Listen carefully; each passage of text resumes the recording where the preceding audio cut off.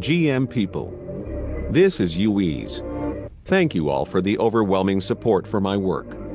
Let's jump straight into how I made this possessed Invisible Friends fan art real quick.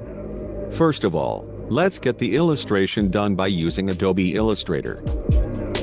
Place the possessed reference art at the bottom layer and reduce the opacity.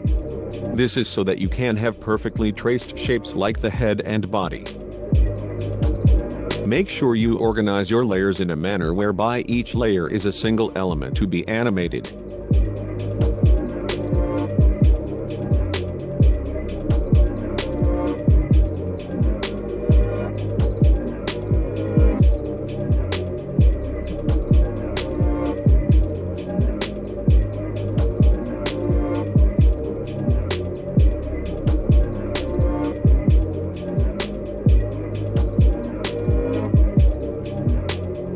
Next, import the Adobe Illustrator file into Adobe After Effects. I know it seems like a lot, but trust me, it's nothing if you're willing to put in the effort to learn. Let's go through them one by one. Remember to have a possessed video file as a reference so that you know the exact time frame when the head and body start moving. Let's start with the head. I could have reduced the layers by putting the eyes, nose, mouth and ears under the same layer as the head in Adobe Illustrator, as they have no other animations besides moving up and down just like the head. Anyway, I did it by parenting and linking them to the head layer so they'll follow any movement the head does. Animating the head is simple. You just have to add a keyframe at frame A with X value and add another keyframe at frame B with Y value. That's the fundamental of animation.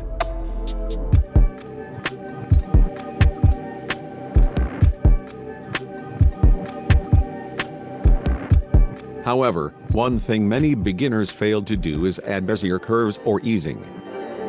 Not all objects move at a constant speed at all times. Otherwise, it'll look like a movement from a robot. That's the secret sauce to achieving smooth animation, as Joe did. The head moves from an increasing speed, constant speed, to decreasing speed and finally stops. Here's a quick example of a linear versus a Bezier curve.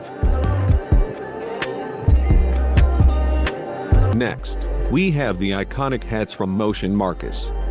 The hat comprises the hat itself and the white tag. With the same concept, adding keyframes in position.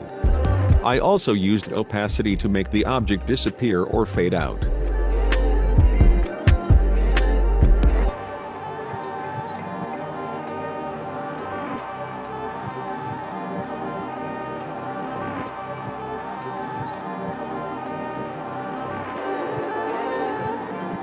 Same concept for the body.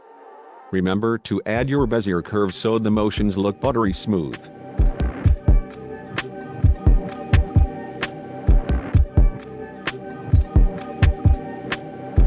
The blood vessel is one that I spent the most time on. Yes, frame by frame, animation due to the blood pump moving through the blood vessel. Because of the curvy paths, it required some rotations too. This is what it looks like in slow motion.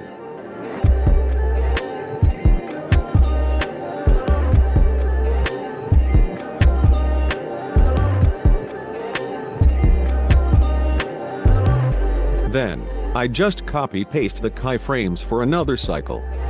Here's a little extra detail that I added which I'm kinda proud of. Can you spot it? Ignore the motion of the neck. It is the pump moving through the tiny holes on the neck. To achieve this, I just had to scale down the x-axis of the pump.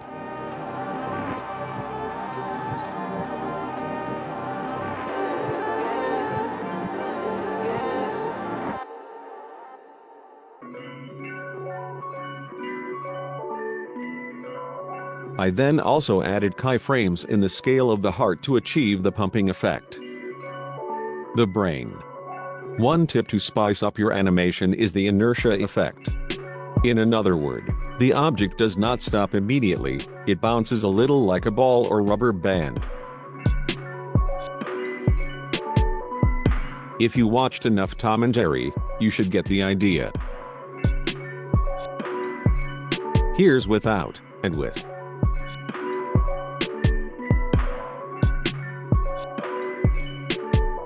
To animate the changing of color of the brain, I just added the hue saturation effect and added the keyframes for the cycle.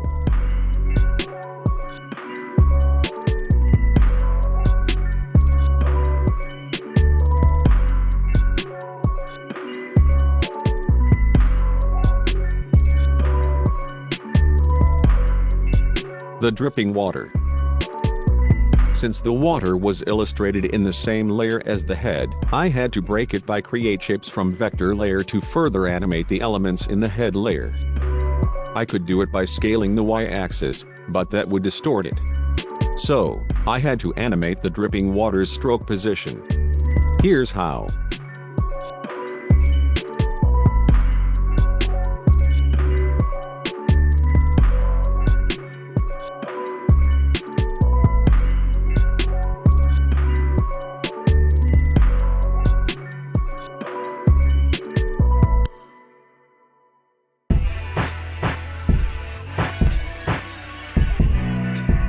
After that, I animated the overall positions as well. The pencil. Here is what it looks like in slow motion.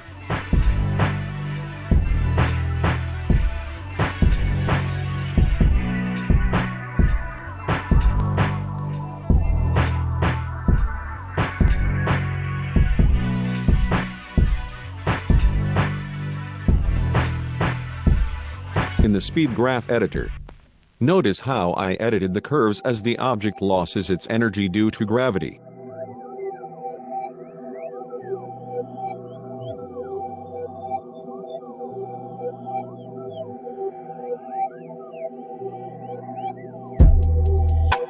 More bouncy animations.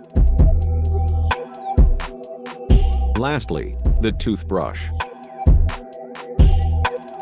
Another emphasis on the importance of using Bezier curves. Here's without and with.